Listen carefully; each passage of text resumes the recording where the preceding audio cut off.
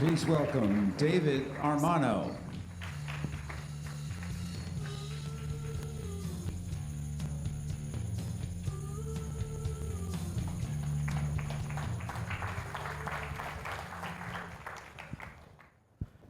Hi, everyone.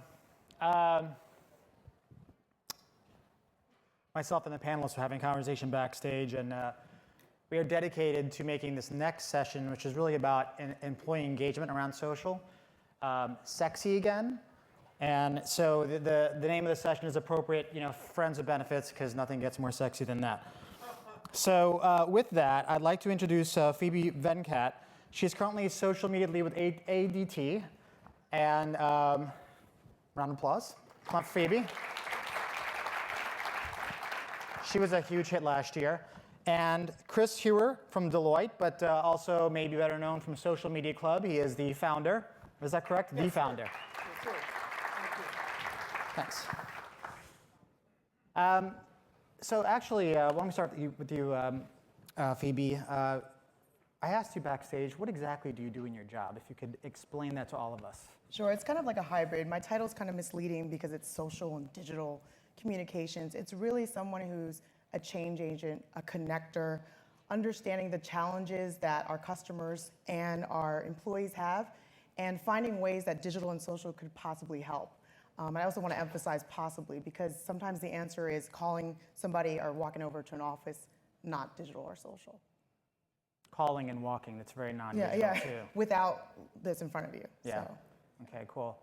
And Chris, you've been a busy man. I mean, you're working on a book. I'm sure you still have social media club responsibilities. You're with Deloitte, and consulting days are long days. So what have you been up to? Traveling across the country quite a bit, meeting with a bunch of different clients. Spent a lot of time actually also working inside of Deloitte, changing our behaviors and changing some of our systems. I helped to launch our enterprise social network, overseeing our adoptions and communication and marketing plan for that. We ended up with one of the largest success stories for that particular company, for that vendor. And spending a lot of time now working with clients and helping them understand how to really do engagement at scale. Mm-hmm. Cool. So I thought I'd start with this. If any of you are familiar with the company that I work for, Edelman, we do a study every year called the Edelman Trust Barometer. And so we did one in 2012. And what was really interesting about this study was that we basically look at, we do a bunch of interviews of what we call informed publics with people that are online and get their information from multiple sources. And what they indicated to us was that trust in CEOs was down quite a bit. It actually took a nosedive. It was actually second to last. The least trusted individual would be someone who worked for the government or a regulator. And here are the top 4 in terms of most trusted individuals who are associated with the organization. So first, being an academic or an expert. Second, being a technical expert, someone who works for a company, employee, but they have expertise in an area. Third would be a person like yourself, so just the regular public. And the fourth, and this is where I think it gets interesting, is a regular employee, right? Now, Chris, you talked about this sort of, this concept of regular employees actually being diplomats. I was hoping you could get into that a bit more. Well, look, they're already diplomats. I mean, whether it's at the soccer game on Saturdays or in line for the bank, they're already representing your company. So why not do the best to be able to educate and train them to be able to represent the company well? I really think that it's more incumbent on companies today to not only provide media training for how to talk to people about the company, and maybe in a little less formal way, of course, but social media literacy broadly now, with the amount of time that people are spending online, whether it's in Facebook, like trying to explain what am I doing this week, or the new product that launched, really very powerful force for an amplifier. We talk about how companies can essentially use their employees as diplomats to orchestrate and amplify the broader communications messaging. So when I was out at my kids' lacrosse game this week, you screamed my head off. That was reflecting poorly on Edelman, is what you're saying. It's not really. No, you're showing your passion. That's a very good thing. I'm a passionate employee. Yeah. Thank you, Phoebe. Phoebe, we were talking about, and actually the 3 of us, we thought that a way to sort of break down this conversation could be kind of like through 3 lenses. And I think this applies to social business broadly, actually. So social as it applies to internal. Phoebe, you talked a lot about that last year. That's right? right. This Yeah, sort that of was internal. my focus. And then there's internal to external. and then there's external to external. So, could be someone working in the company and then posting stuff online to social networks. Could be collaboration that happens amongst peers who work for organizations, or it could be, internal within a company. And, Phoebe, back to you on that. What are some of the benefits of the internal to internal? I feel like, isn't that just sort of overhead? Like, go ahead and sort of implement something like Chatter. What's the bottom line? What's the benefit there? I think the benefit there is it's almost limitless, right? If you have engaged employees, and I want to define engaged because I think that's a word that's used a lot, and sometimes what does that mean? It means people that want to come to work, are happy to come to work. It doesn't mean everyone has great days all the time. It just means that no matter what, they stick it out. It's like a family. That's what I think we're trying to get back to.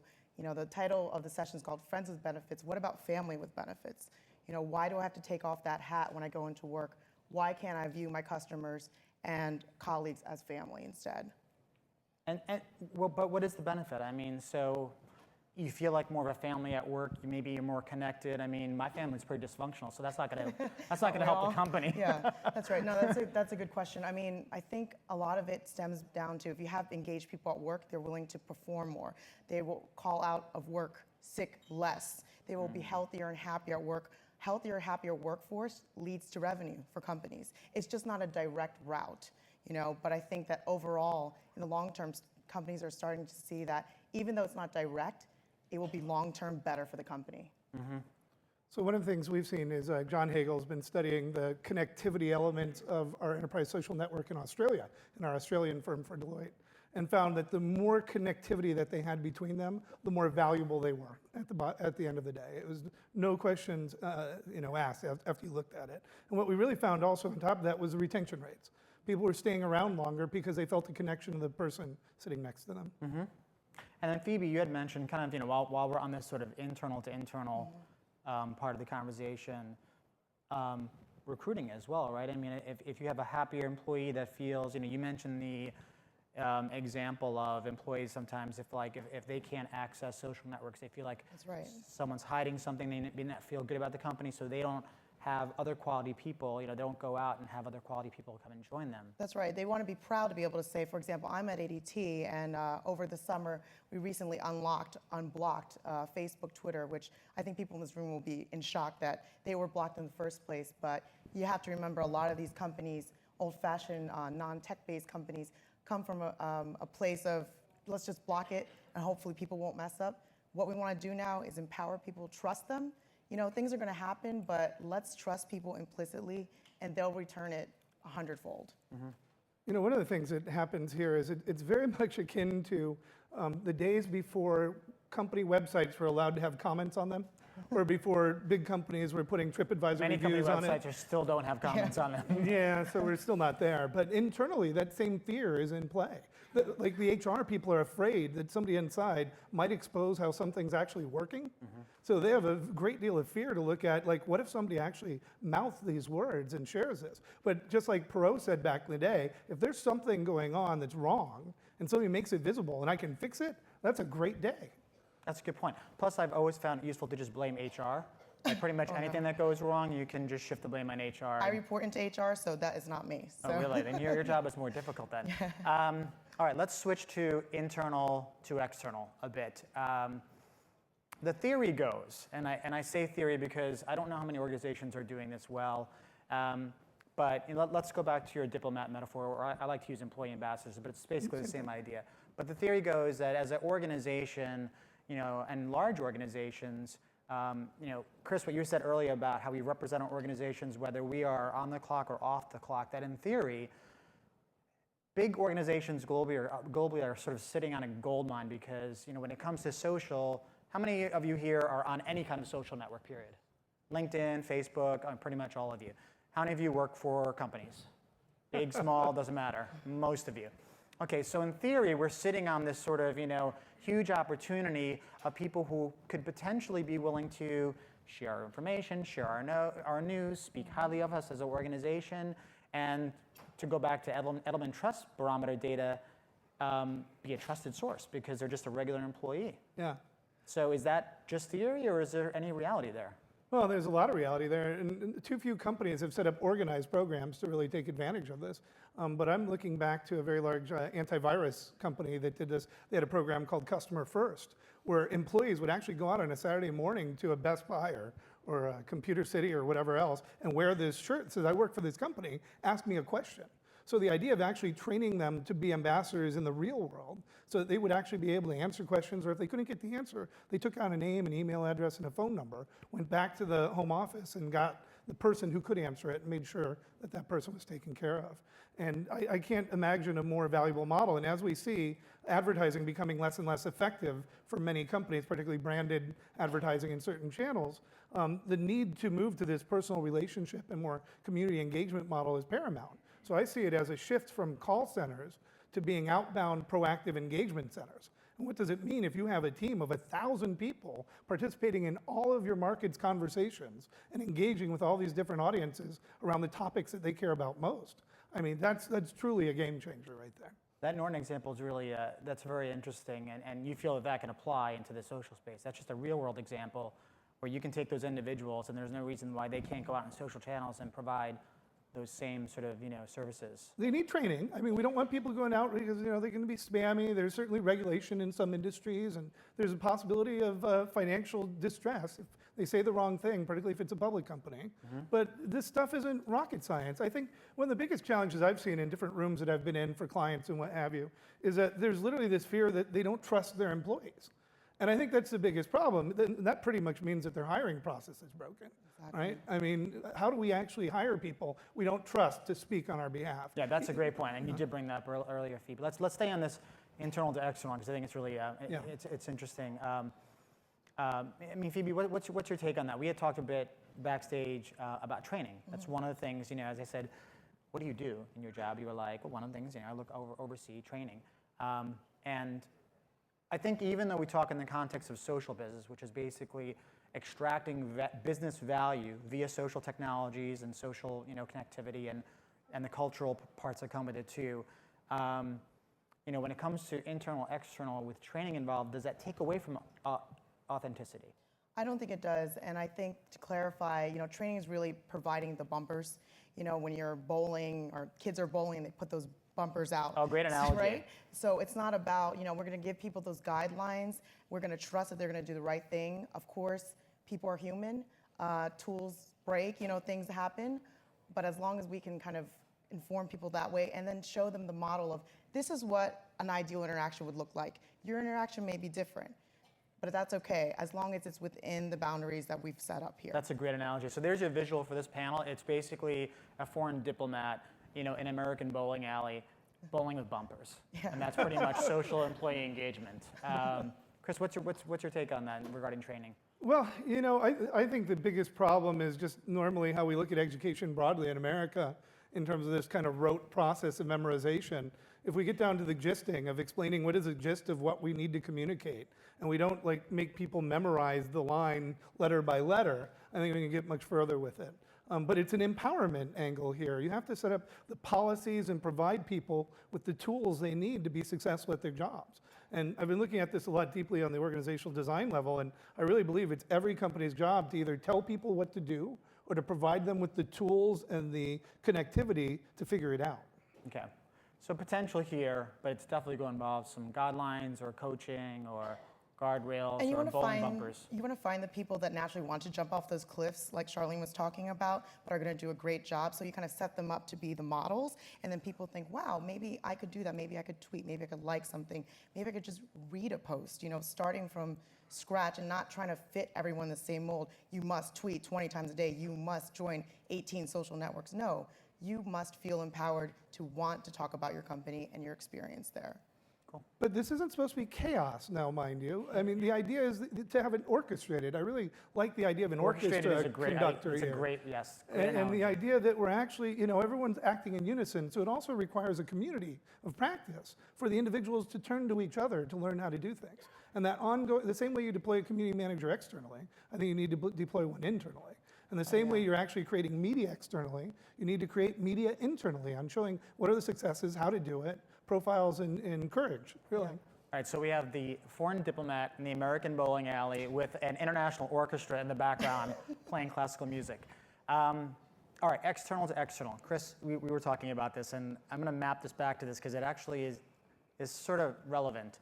Now, you and I work for different firms, not direct competitors, but in some areas compete. And at one point, working on the same piece of business, and you were like, well, I know you're working on it because I saw you check into that hotel. Yep. And it's sort of like, so we're both What are you doing in employees. town, David? Oh. I don't know. What are you doing in town? Get out of my bowling alley. So to me, that's kind of an example of, in a way, external to external, because we'll chat online, and sometimes we'll talk about what we do, and we'll talk about our trade and our business. I mean, we don't really get into anything proprietary, but social opens up the doors for that, right? Yeah. To trade secrets, to exchange information, to talk about, at some point you'd be like, are you working on that client? Yeah, I know. So what's the risk and reward there on sort of the external to external front when it comes to employees? Well, there's more perceived risk, I believe, than actual. Again, if you trust people, then it's going to be different. The conversation I was going to have with you that morning was going to be like, hey, you're here. That's you were great. gonna try I was to actually grab going to call you that morning, but I decided I didn't have time. Yeah. Anyways, but even now, I'm looking at it now from like, okay, you still do some work for that client. I'm doing work for that client. Let's create a vendor council and let's all talk to one another so we can create greater impact for them. So I think there's actually more opportunity in that sort of open collaboration. When we all know what our vested self-interest is, it's a lot easier to find those points of collaboration. I agree, and I think that you and I have kind of gotten to this point where it's a bit of a natural state for us to work that way, and I don't think it's a natural state for everyone, right? And so, isn't that what a lot of companies are dealing with? And when it comes to, but aren't they afraid of that sort of external to external, like our employees are out in the open, they could be saying stuff, they could be sharing information with each other out in public? I mean, think about what's going on golf courses. That's what's going on already, except now we're bringing it to the masses. Everyone has an entree into this country club that is social and digital media, and I think that's what makes it more powerful. It's not just these captains of the industry that are exchanging ideas. It's everyone has a say now, and you don't need to pay $1 million to get in the club. I think that's what's great about it. Totally wrecked my bowling alley metaphor. Okay, well, we'll be in the golf clubhouse. I think those are all really, really good perspectives. I'm going to end it with this. I think that this is an area I mentioned earlier that we're going to try to make this, a bit of a sexy topic. But how close or far are we away from the employee component? I think about obviously Charlene co-authored the book Groundswell, which was almost like the breakthrough book in social media. In a way, it was followed up by a book that her colleague or colleague at the time wrote called Empowered, and that actually gets into a lot of the engagement side. And I don't think that broke through as much. So I wonder if this whole area is a little bit ahead of its time, or if it's just potential is not fully realized. I think people still think internal communications and engagement and marketing is just not sexy, just not cool. And I think just having more conferences like this where we're actually talking about this and understanding that it is sexy and cool to make profits. It is sexy and cool to engage your employees. Why is that a bad thing? It's not just a hardline lead gen or making money now. We're going to make money no matter what. If you're in a for-profit business, why not give your employees the best? And in turn, they're going to trickle that out. This is courage. This is innovator's dilemma. This is people being afraid of invalidating everything that they've known previously. One of the biggest things I see, though, is that people go, oh, who else did this? Sounds like a great idea. Who else did it? Well, no one. Yeah, I just thought of it for you because I'm applying all the thinking that I'm getting every day from reading people like yourself and Brian and Charlene and so many others, and then I'm applying it to your business and coming up with new ways of looking at it. But these are logic models. These don't have to be operational success stories from 500 other companies. Yeah. You can look at it and you go, that makes sense. You don't have to look at it and go, who are the other 500 companies who have done this? Yeah, and the case studies are there, but you got to dig for them too. I think to the point of it's not a guy jumping out of a balloon in outer space. Yeah, I mean, you can look beyond Harvard Business Review for next practices. Hey, you know what I mean? I like for them. All right, listen, really appreciate it, guys. That's a great conversation. Thank you. Thank you very much, all. David. Bye, everybody. Phoebe.